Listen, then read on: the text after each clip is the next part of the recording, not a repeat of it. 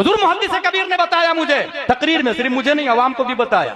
چکرال بھی ایک کا کہنا کہ صرف ہم قرآن کو مانیں گے، قرآن کے علاوہ حدیث کو بھی نہیں مانتا، ایک ایسا قبیلہ ہے وہ کہتا ہم حدیث کو نہیں مانیں گے، صرف قرآن کو مانیں گے، کیونکہ نبی جھوٹ بولتے ہیں معاذ اللہ رب العالمین، تو وہ حدیث کو نہیں مانتے، کس کو مانتے؟ قرآن کو۔ مبارک پور میں حضور محدث کبیر تھے، چکرال بھی آئے، منگل کو درس قرآن دینے لگا۔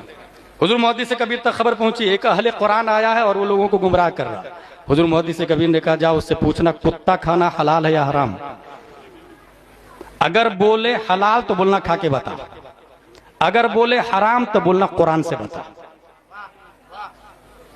شاگرد چلا گیا، منگل کے دن آیا وہ اہل قرآن چکرال بھی۔ طلبہ نے کہا حضرات پڑھانے سے پہلے ایک مسئلے کا جواب کا پوچھو، کیا پوچھتے ہو؟ کتا کھانا حلال ہے یا حرام؟ سوچ میں پڑ گیا اس کا جواب کیا دیا۔ اس نے کہا کہ حرام۔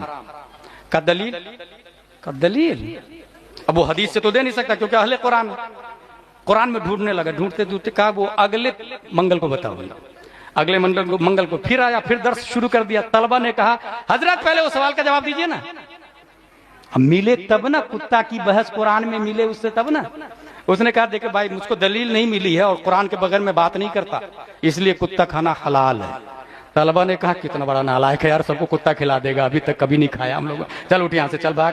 سب لوگ درس چھوڑ کے چلے گئے۔ اب محدث کبیر کی بارگاہ میں آئے، کہا حضور آپ بتائیے نا مسئلہ کیا ہے؟ حضور محدث کبیر فرماتے ہیں کتا کھانا حرام ہے اور قرآن میں آیا ہے۔ علم دیکھے، کتا کھانا حرام اور قرآن میں آیا، کہا آیا؟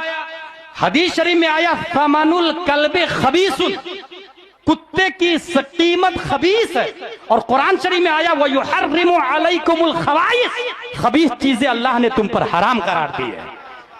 اس کو علم کہتے ہیں۔ اس کا مطلب قرآن شریف کو ہم سمجھنے میں نبی کے محتاج ہیں، حدیث شریف کو سمجھنے میں ہم ائمہ کے محتاج ہیں۔